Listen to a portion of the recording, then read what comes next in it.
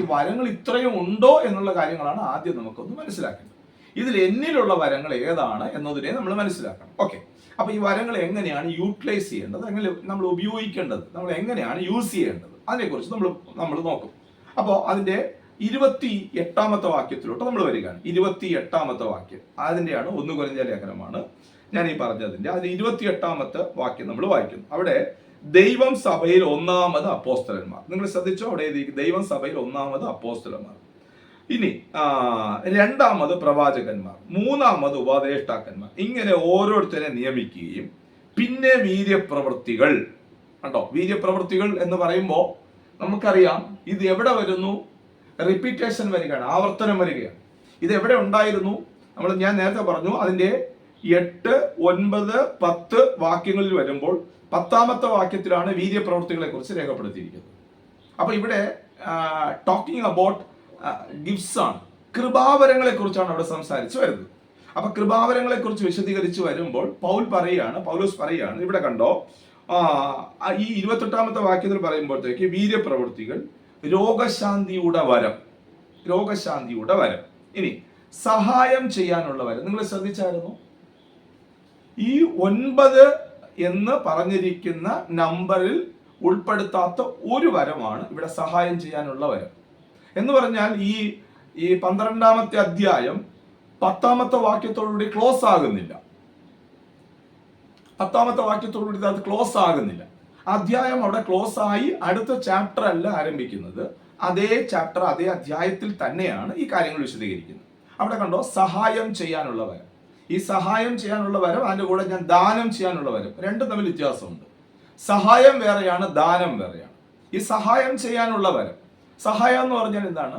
അതിനെക്കുറിച്ച് നമ്മൾ വിശദീകരിച്ച് പഠിക്കുമ്പോൾ ഈ സഹായം ചെയ്താൽ ഒരു മനുഷ്യൻ ഏതൊരു സാഹചര്യത്തിലും ആവശ്യത്തിലും ഇരിക്കുന്നോ അവനെ ആവശ്യത്തിൽ നമുക്ക് കഴിയുന്ന രീതിയിൽ സപ്പോർട്ട് ചെയ്യുക. പൈസ കൊണ്ട് മാത്രമല്ല, മണിയല്ല അവിടെ മണിയല്ല ഉദ്ദേശിക്കുന്നത്, ഒരിക്കലും പൈസ അല്ല. അതിനെന്താണ്? വരമാണ് വേണ്ടിയത്. ചിലപ്പോൾ ചിലയിടത്ത് ചിലർ പറഞ്ഞാൽ കേട്ടിട്ടുണ്ട്, ദൈവദാസനെ സഹായിക്കണമെന്ന് പലരെയും എനിക്ക് ആഗ്രഹമുണ്ട്, കഴിയുന്നില്ല, അതിനുള്ള സാമ്പത്തിക ശേഷിയില്ല. ഈ സഹായം എന്ന് പറഞ്ഞിരിക്കുന്നത്, ദാനം എന്ന് പറയുന്നത് വേറെയാണ്, അത് വരമാണ്, നമ്മൾ അതിലോട്ട് വരും. ഈ സഹായിക്കണം. അപ്പോ 9 വരങ്ങൾ 8, 9, 10 വാക്യങ്ങൾ രേഖപ്പെടുത്തിയിട്ടുണ്ട്. അപ്പോൾ തന്നെ ഈ 28-ാമത്തെ വാക്യത്തിൽ വന്നപ്പോൾ അതിൽ ഒരു വരം കൂടെ വന്നു. ശ്രദ്ധിച്ചായിരുന്നോ? 10-ാമത്തെ വരമാണ്.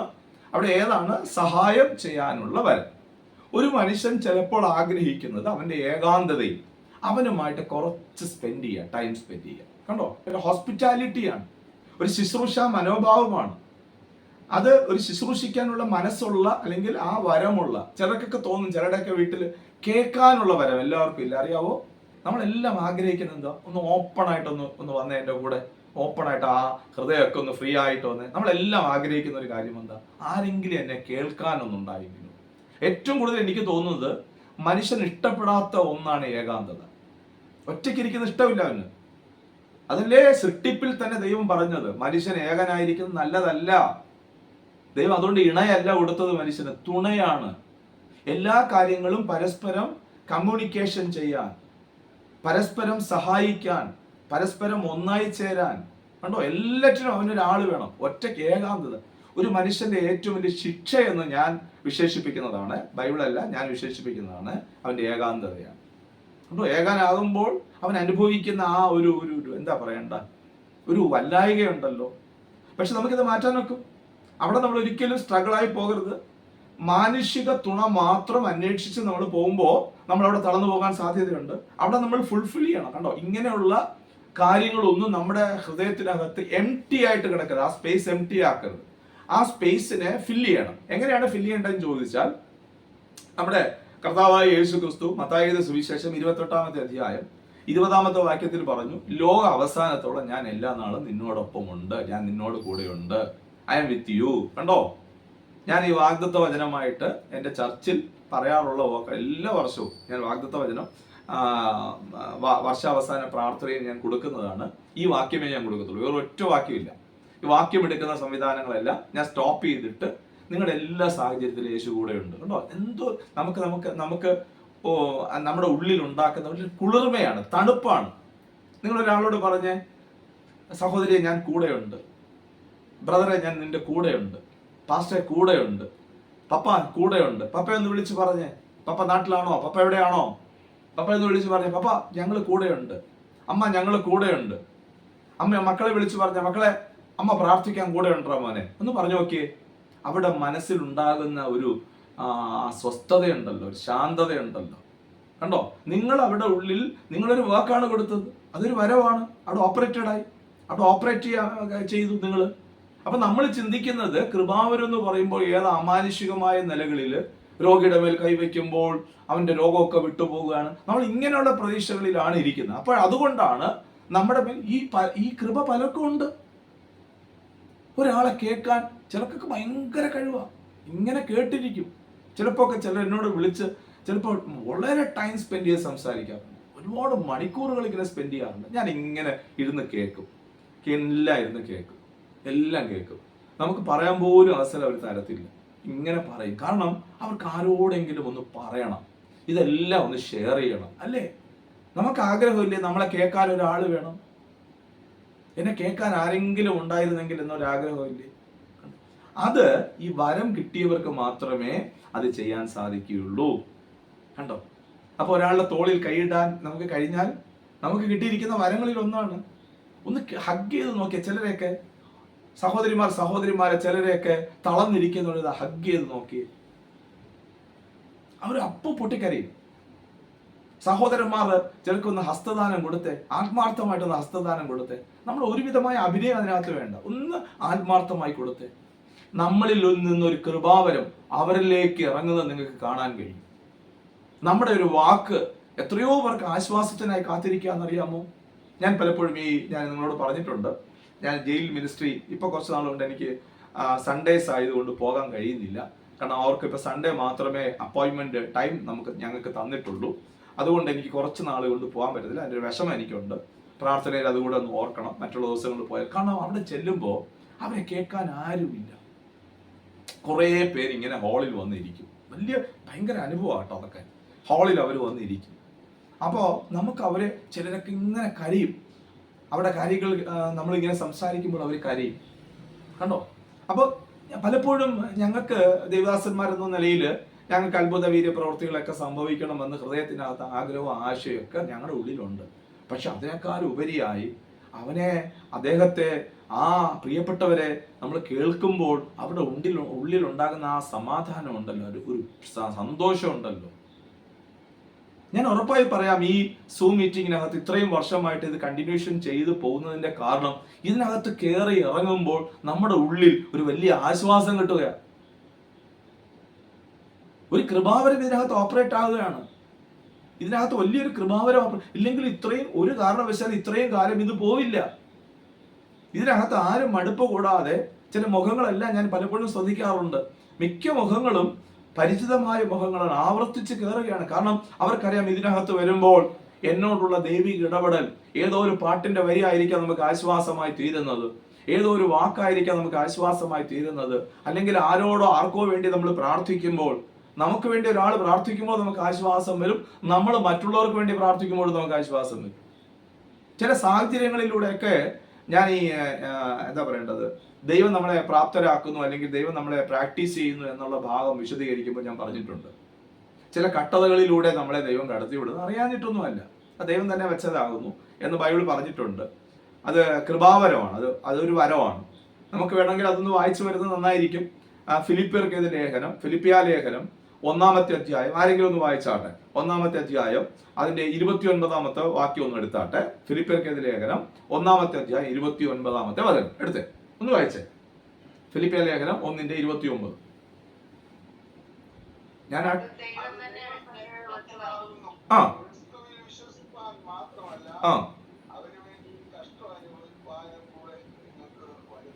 കണ്ടോ, ഇതെന്തിനാണ് കഷ്ടം അനുഭവിക്കാനുള്ള ഒരു വരം ദൈവം തന്നത്? കഷ്ടപ്പെടുത്താനാണോ? അല്ല, കഷ്ടപ്പെടുത്താനുള്ള വരമല്ല തന്നിരിക്കുന്നത്, കഷ്ടം അനുഭവിക്കുവാൻ.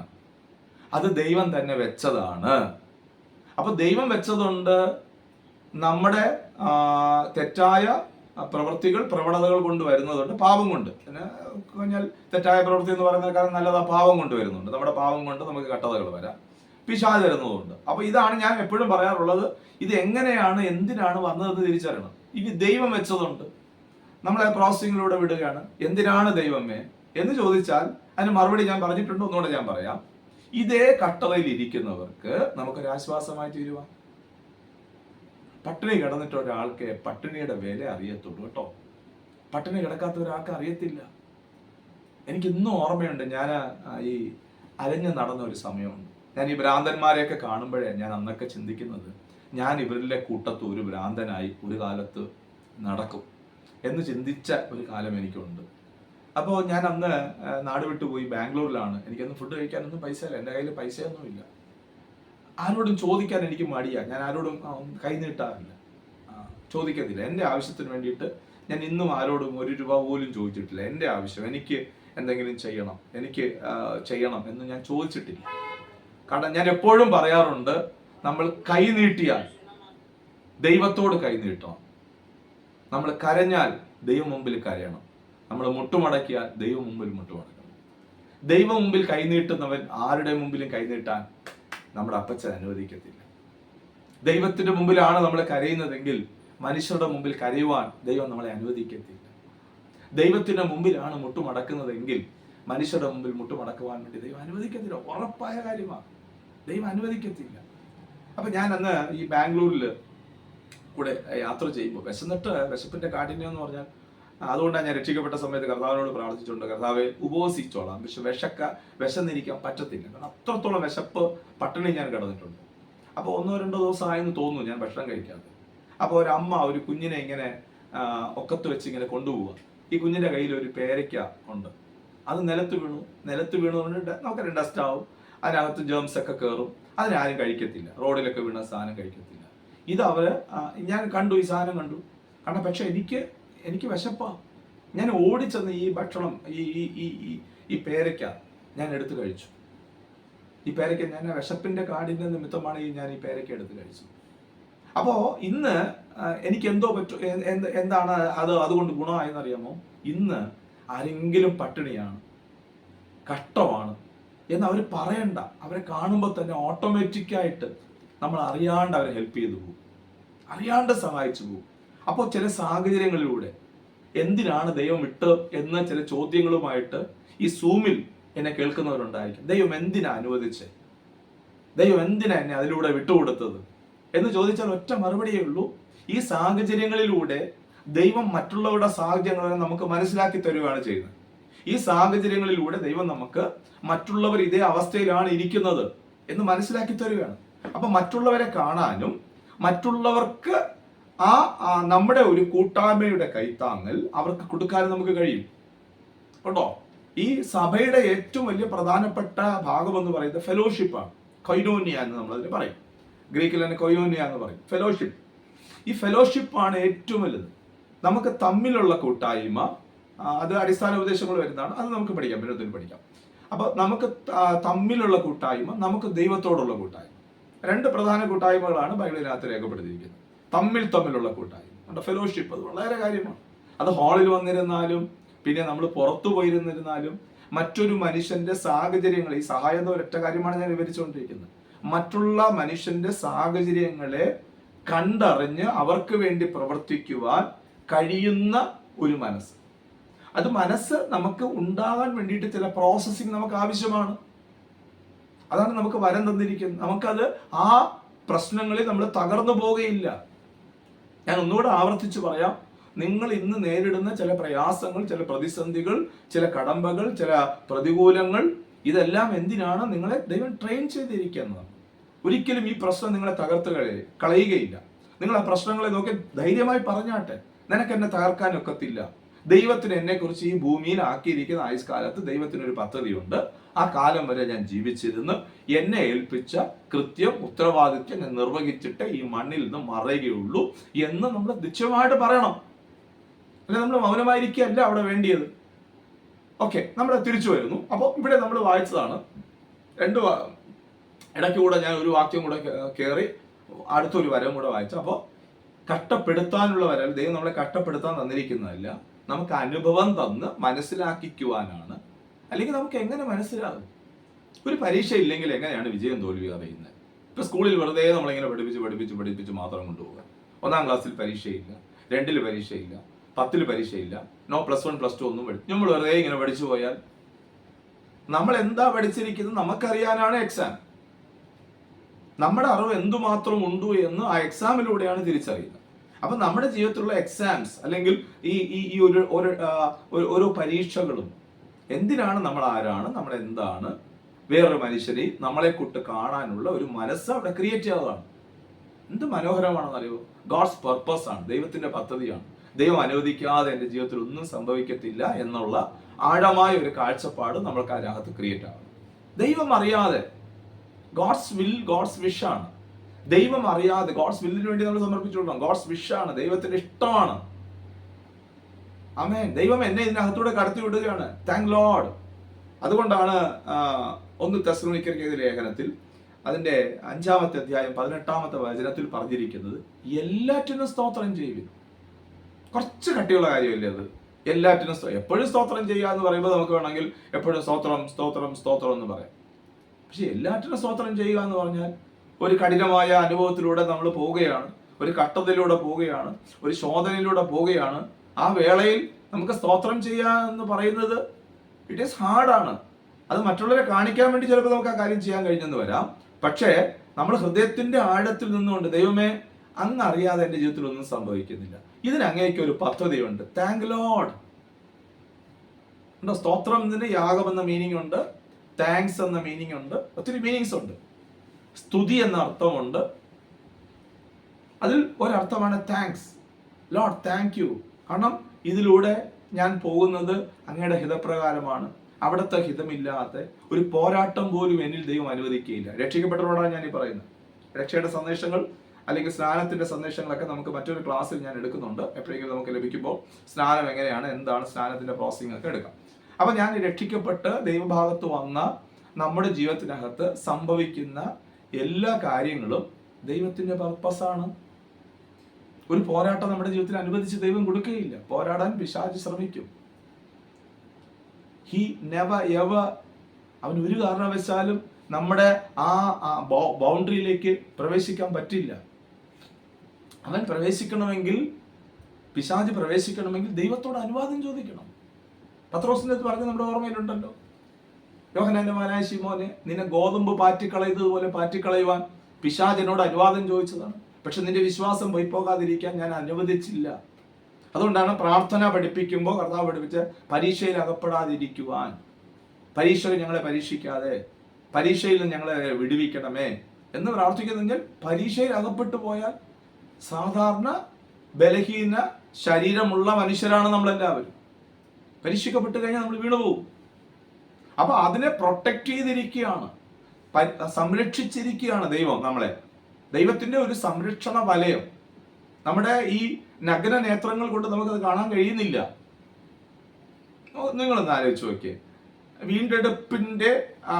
വീണ്ടെടുപ്പ് ലഭിക്കാത്ത, വീണ്ടെടുപ്പ് പ്രാപിക്കാത്ത, വീണ്ടെടുപ്പിന്റെ സന്തോഷം അറിയാത്ത, ആത്മാവില്ലാത്ത ഒരു യോബിന് ദൈവം ഒരു പ്രൊട്ടക്ഷൻ കൊടുത്തെങ്കിൽ നമുക്ക് എത്ര അധികമായിരിക്കും പ്രൊട്ടക്ഷൻ? നമ്മുടെയൊക്കെ ദൂതന്മാരെ ആക്കിയിരിക്കുന്നത് എന്തിനാണെന്നറിയാമോ? നമുക്ക് സേവകാത്മാക്കളാണ്, സേവ ചെയ്യാൻ വേണ്ടിയിട്ട് ആക്കിയിരിക്കുക. എബ്രായ ലേഖനത്തിൽ വളരെ വ്യക്തമായിട്ട് അതിന്റെ 1-ാമത്തെ അധ്യായത്തിൽ രേഖപ്പെടുത്തി നമുക്ക് സേവ ചെയ്യാൻ വേണ്ടിയിട്ട് ആക്കിയിരിക്കുകയാണ്.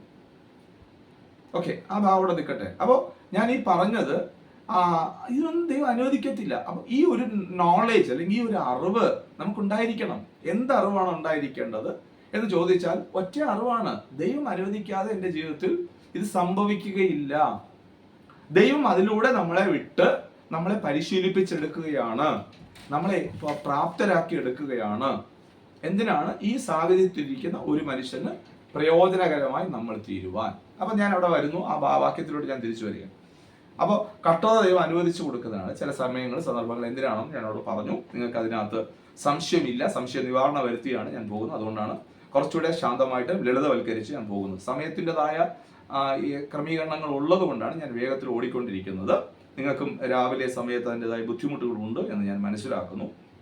അപ്പോൾ നമ്മളിവിടെ വായിച്ചതാണ്. കൃപാവരങ്ങളിലോട്ട് നമ്മൾ വരികയാണ്. കൃപാവരങ്ങൾ വന്നപ്പോൾ പറഞ്ഞു അതാണ് സഹായം ചെയ്യാനുള്ള വരം. സഹായം, ഒരാൾക്ക് ഏത് നിലകളിലും സഹായം ചെയ്യാൻ. അപ്പോൾ നമുക്ക് 11 വരങ്ങളായി നമ്മൾ നോക്കിയത്. 9 വരങ്ങൾ അവിടെ നമ്മൾ വായിച്ചു. അത് എക്സ്പ്ലനേഷൻ ചെയ്ത് വരേണ്ടുന്നതാണ്. എങ്കിലും നമുക്കൊന്ന് വായിച്ചു പോകുന്നത് നന്നായിരിക്കുമെന്ന് ഞാൻ കരുതുന്നു.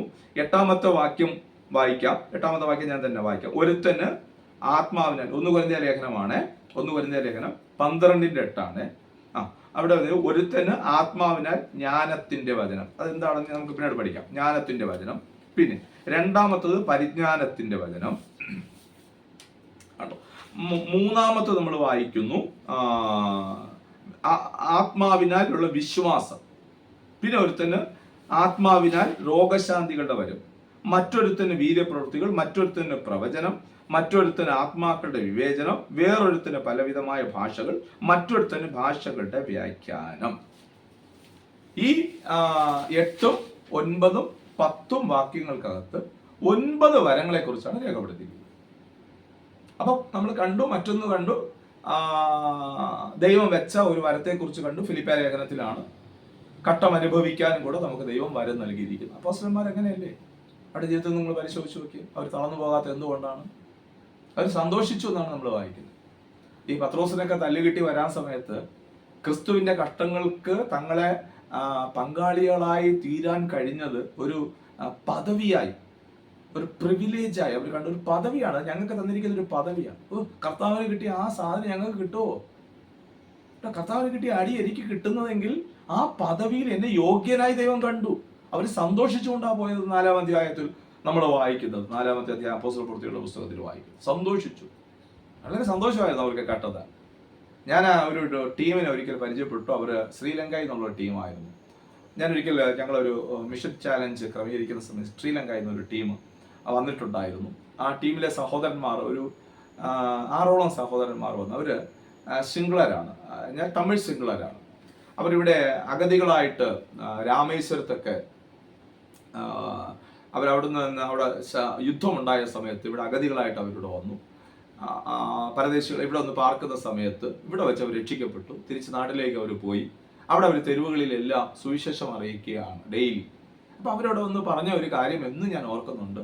ഒരു ദിവസം പോലും അടി കിട്ടാത്ത ദിവസമില്ല, എല്ലാ ദിവസവും തല്ലി കിട്ടും. എന്നിട്ട് അദ്ദേഹം പറഞ്ഞ ഒരു പദം അല്ലെങ്കിൽ ഒരു പദപ്രയോഗം എന്നെ വളരെയധികം ചിന്തിപ്പിച്ചു. ഒരു ദിവസം തല്ല് കിട്ടിയില്ല എങ്കിൽ അദ്ദേഹം പറഞ്ഞൊരു വാക്ക് ഇങ്ങനെയാണ്: ചായ കുടിക്കാത്ത പോലെ ഇരിക്കും. എന്നാലോചിച്ച് നമുക്ക് കട്ടത വരുമ്പോൾ നമ്മൾ അതെങ്ങനെയെങ്കിലും പ്രാർത്ഥിച്ചു മാറ്റുകയാണ്. കട്ടത വരാതിരിക്കാൻ വേണ്ടിയിട്ടുള്ള ശ്രമം നടത്തുകയാണ്. നമ്മൾ മികച്ചവരായി തീരണമെങ്കിൽ, നാം ഇതിനോട് എതിർത്ത് നിന്ന് അവയെ പരാജയപ്പെടുത്തണമെങ്കിൽ ഇവകളെല്ലാം നമ്മുടെ ജീവിതത്തിൽ ചിലതെല്ലാം ദൈവം അനുവദിച്ചു. അവര് പറഞ്ഞ ചായ കുടിക്കാത്ത പോലെ ഇരിക്കും. കാരണം അവർക്ക് തല്ല് കിട്ടാണ്ടിരിക്കുന്ന ഒരു ദിവസവും ഇല്ല. അവർ പറയാ ക്രിസ്തുവിന് കിട്ടിയ ആ തല്ല് സുവിശേഷ നിമിത്തം ഞങ്ങൾക്ക് കൊള്ളാൻ ഭാഗ്യം കിട്ടിയെങ്കിൽ കർത്താവിന്റെ സ്ഥാനത്ത് ഞങ്ങളായില്ലേ എന്ന് ആലോചിച്ച് നോക്കിയേ.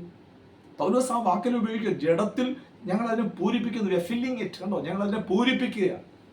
ഇത്രയും മനോഹരമായ വാക്കാണ് കൊടുത്തിരിക്കുന്നത്. ദൈവമക്കളെ, നമ്മുടെ ജീവിതത്തിനകത്ത് നമ്മൾ പോകുന്ന ഓരോ സാഹചര്യങ്ങളിലും ദൈവത്തിന് അതാ ഞാൻ പറഞ്ഞ നന്ദി പറയണം, സ്തോത്രം പറയണം. രണ്ടാമത്, ഈ അവസ്ഥയിൽ ഇരിക്കുന്ന ഒരാൾക്ക് ഇത് പകർന്നു കൊടുക്കാനാണ് ദൈവം നമ്മളെ വെച്ചിരിക്കുന്നത്. എനിക്ക് തോന്നുന്നു ഇതിനകത്ത് ആരോഗ്യമല്ല, അതിന് 90% ആളുകൾക്ക് ദൈവം ഈ അവസ്ഥയിലൂടെ കടത്തിവിട്ടിട്ടുണ്ട്. അപ്പൊ ഈ കൃപാവരം നമുക്കുണ്ട്, സഹായം ചെയ്യാനുള്ളവർ. ചിലപ്പോൾ ചില രോഗിയായിരിക്കുന്ന ആളുടെ കൂടെ ഒന്ന് പോയി ഇരുന്നാൽ മതി. അയാളുടെ രോഗസൗഖ്യം ഉണ്ടാകട്ടെ, ദൈവം തരട്ടെ. ഞാൻ വേണ്ടെന്ന് പറയുന്നില്ല. ഞാൻ രോഗസൗഖ്യത്തിൽ വിശ്വസിക്കുന്നു, കൃപാവരങ്ങളിൽ വിശ്വസിക്കുന്നു, ദൈവജനം പറഞ്ഞിരിക്കുന്ന എല്ലാ കാര്യങ്ങളും അന്യഭാഷയിൽ വിശ്വസിക്കുന്നു. അന്യഭാഷ എന്ന ഒരു കൃപാവരം മാത്രമാണ് നമുക്ക് വേണ്ടി യൂസ് ചെയ്യാൻ ദൈവം തന്നിരിക്കുന്നത്. എല്ലാ കൃപാവരങ്ങളും പൊതുപ്രയോജനത്തിനാണ്. അന്യഭാഷ എന്ന ഒരു കൃപാവരം മാത്രമാണ് എൻ്റെ ആത്മീക വർധനവിനായിട്ട് ഉപയോഗിക്കേണ്ടത്. അതെങ്ങനെയൊക്കെയാണ് നമുക്ക് പിന്നീട് പഠിക്കാം. അത് ഇതും കൂടെ കൂട്ടിക്കുഴയ്ക്കാതിരിക്കാനാണ് ഞാൻ ഈ ഒരു ഹെൽപ്പ് അല്ലെങ്കിൽ സഹായം ചെയ്യാനുള്ള ഒരു വരം നിൽക്കുന്നു. ദാനം വേറെ, ഹെൽപ്പ് വേറെയാണ്. ദാനം ചെയ്യാനുള്ള വരമുണ്ട്, അത് നമ്മൾ ഇനി പഠിക്കും. അപ്പൊ ഹെൽപ്പ് ചെയ്യാനുള്ള ഒരു വരം നമ്മളിവിടെ പോയിട്ട് ഹെൽപ്പാണ്. ചിലപ്പോൾ ഒരാളെ കുളിപ്പിക്കുന്നതായിരിക്കും. ഈ നോർത്ത് ഇന്ത്യൻ മിഷനെ കുറിച്ചൊക്കെ നമ്മൾ പഠിക്കുമ്പോൾ, ഞാൻ നോർത്ത് ഇന്ത്യയിലൊക്കെ ഒത്തിരി സ്ഥലത്ത് ഞാൻ പോയിട്ടുണ്ട്, ഞാൻ പോവാറുണ്ട്, ഇപ്പോഴും പോവാറുണ്ട്. ചില സമയങ്ങളിലൊക്കെ സന്ദർഭങ്ങളിലൊക്കെ ഞാൻ പോവാറുണ്ട്. ആദിമ നാളിൽ പോയ ദൈവദാസന്മാരെല്ലാം ഈ തോട്ടി വർഗ്ഗക്കാരുടെ ഇടയിൽ, സ്ലം ഏരിയാസിന്റെ ഇടയിൽ ചെന്നിട്ട് അവരെ കുളിപ്പിക്കുകയാണ് ചെയ്യുന്നത്. അവർക്ക് നമ്മൾ വളരെ ആഴമായ കാര്യങ്ങളോ മർമ്മമായ കാര്യങ്ങളോ ഒന്നും പറഞ്ഞാൽ അവർക്ക് മനസ്സിലാകത്തില്ല. അവരെ കുളിപ്പിക്കുന്നു, അവരുടെ പേന് കൊന്നു കൊടുക്കുന്നു, ആ കുട്ടികളെ വൃത്തിയായിട്ട് വസ്ത്രം ധരിക്കാൻ പഠിപ്പിക്കുന്നു. കണ്ടോ, ഇത് ഹെൽപ്പാണ് നമ്മൾ അവർക്ക് ചെയ്യുന്നത്. അല്ലാണ്ട് നമ്മൾ അത് ചെയ്ത് അവരെ പിടിക്കുകയല്ല ചെയ്യുന്നത്. അവർക്ക് സംസ്കാരമില്ല, എങ്ങനെയാ ജീവിക്കേണ്ടതെന്ന് അറിഞ്ഞുകൂടാ. കണ്ടോ, ചുറ്റുവട്ടം നോക്കി. നിങ്ങൾക്ക് കിട്ടിയ എഡ്യൂക്കേഷനായിട്ട് ദൈവത്തിന് സ്തോത്രം പറയണം, സമ്പത്തിനായിട്ട് ദൈവത്തിന് നന്ദി പറയണം, നമുക്ക് കിട്ടിയ ആരോഗ്യത്തിനായിട്ട് നന്ദി പറയണം. നന്ദി പറയുന്നതോടൊപ്പം ഇതില്ലാത്തവർക്ക് ചെലവിടാനാണ് ദൈവം നമുക്ക് തന്നിരിക്കുന്നത്. നിങ്ങളുടെ ആരോഗ്യമില്ലാത്തവന്റെ ആരോഗ്യമായി നമ്മൾ മാറണം. നമ്മുടെ കണ്ണുകൾ കണ്ണില്ലാത്തവന് കണ്ണായി നമ്മൾ മാറണം. നമ്മുടെ കൈകൾ കൈയില്ലാത്തവന്റെ കൈയായി മാറണം. നമ്മുടെ കാലുകൾ കാലില്ലാത്തവന്റെ കാലായി നമ്മൾ മാറണം. കണ്ടോ, we should cry for this. ഇതിനു വേണ്ടി നമ്മൾ കരയണം. നമുക്കില്ലാത്തതിനെ ഓർത്തല്ല കരയണ്ട. Let it be there. ദൈവം, ഞാൻ എപ്പോഴും പറയാറുണ്ട്, എൻ്റെ മെസ്സേജിലെല്ലാം പറയാറുണ്ട്, നമുക്ക് എന്തു വേണമോ അത് ഈ ഭൂമിയിൽ സൃഷ്ടിച്ചാക്കിയതിന് ശേഷമാണ് ദൈവം മനുഷ്യരായ നിങ്ങളെയും എന്നെയും സൃഷ്ടിച്ചത്. ഈ ഭൂമിയിൽ നമുക്ക് വേണ്ടിയത് നാം ഈ ഭൂമിയിൽ ജനിക്കുന്നതിന് മുമ്പേ ദൈവം ഒരുക്കി കഴിഞ്ഞു. നിങ്ങൾ ഇതിനകത്ത് വന്നപ്പോൾ കിട്ടിയതല്ല ഇതെല്ലാം. ദൈവം പ്രിപ്പയർ ചെയ്ത് വെച്ചിട്ടുണ്ട്. നിങ്ങൾ പറയണം, ആരെങ്കിലും നോക്കി നിങ്ങളെ പറഞ്ഞാൽ എന്തുവായി എന്ന് ചോദിച്ചാൽ വേണം, ദൈവം എനിക്ക് വേണ്ടി ഇത് ഒരുക്കി വെച്ചിട്ടുണ്ട്. നിശ്ചയമാണ്. പക്ഷേ ഈ അവസ്ഥയിലൂടെ പോയ നമ്മൾ മറ്റുള്ള ഒരാൾക്ക് ഒരു പ്രയോജനമായി കൊണ്ടോ ഈ ഗിഫ്റ്റ് നിങ്ങൾ യൂസ് ചെയ്യണം കേട്ടോ. എനിക്ക് ഭയങ്കര ആത്മാർത്ഥതയോടെ ഞാൻ ഈ പറയുന്നത്. ഞാനൊരു സബ്ജക്റ്റ് പ്രസന്റ് ചെയ്യുവാൻ, നാളെ കർത്താവിന്റെ മുമ്പിൽ നമ്മൾ നിൽക്കേണ്ടുന്നവരാണ്. ഞാൻ സമയത്തിന്റെ ലഭ്യത കാരണം വൈൻഡപ്പ് ചെയ്യാൻ പോവുക. എനിക്കറിയാം, സമയം നമുക്ക് അതിൻ്റെ ഷെഡ്യൂളുണ്ട്, അതിനകത്ത് വൈൻഡപ്പ് ചെയ്യാൻ പോവുക. പാസ്റ്റർ എനിക്ക് തന്നിട്ടുള്ള ടൈം എനിക്കറിയാം. അതിനകത്ത് ഇന്നത്തെ ദിവസത്തിന് പ്രത്യേകിച്ച് എടുത്ത് പറഞ്ഞാൽ തന്നിരിക്കുന്നത്. ഞാൻ അന്ന് വൈൻഡപ്പ് ചെയ്യുവാണ്. നമുക്ക് സഹായം ചെയ്യാനുള്ള വരം ദൈവം തന്നിട്ടുണ്ട്. അത് യൂസ് ചെയ്യാൻ ദൈവമേ, ഞാൻ എത്രയോ ക്ഷണികനാണ്. നമ്മൾ തിരിച്ചറിയണം. ഇതെല്ലാം കേൾക്കുമ്പോൾ കുറച്ച് ഡയറിയിൽ പകർത്തി വെച്ച് പോകരുത് ദൈവമക്കളെ. നിങ്ങൾക്ക് ആർക്കും വിഷമം തോന്നരുത്. ഞാൻ അങ്ങനെ വാക്കുകൾ ഉപയോഗിക്കുന്നത് ആർക്കും വിഷമം തോന്നരുത്. ഡയറിയിൽ നമ്മൾ ഫില്ല് ചെയ്ത് വെച്ച് പോകാൻ വേണ്ടിയിട്ടല്ല ദൈവം തന്നിരിക്കുന്നത്. ഗുഡ് പോയിന്റ്, നല്ല മെസ്സേജ് ആയിരുന്നു. ഞാൻ പറയുന്നത്, ദയവായി അങ്ങനെ പറയുന്നതിനേക്കാളും ദൈവമേ, ഈ സഹായം ചെയ്യാൻ, ഈ പ്രോസസ്സിങ്ങിലൂടെ എന്നെ വിട്ടത് മറ്റുള്ളവർക്ക് വേണ്ടിയിട്ടായിരുന്നോ? അയ്യോ, മറ്റുള്ളവർക്ക് വേണ്ടി ഒരു കൃപാവരം കർത്താവേ എനിക്ക് തന്നോ? എൻ്റെ വാക്കുകൾ മറ്റുള്ളവർക്ക് ആശ്വാസമാണോ? അതാണ് തമ്മിൽ പ്രബോധിപ്പിക്കുക, തമ്മിൽ ഈ കാര്യങ്ങളൊക്കെ ചെയ്യുക. ഇതെല്ലാം നമ്മൾ ചെയ്തു വരുമ്പോൾ എത്രയോ പേർക്ക് ആശ്വാസമാണ് നമ്മുടെ ജീവിതം. ഒന്ന് വന്നാട്ടെ, ഒന്ന് അതിനോടുകൂടെ ചേർന്ന് വന്നാട്ടെ, ദൈവത്തോടൊന്ന് പ്രാർത്ഥിച്ചു.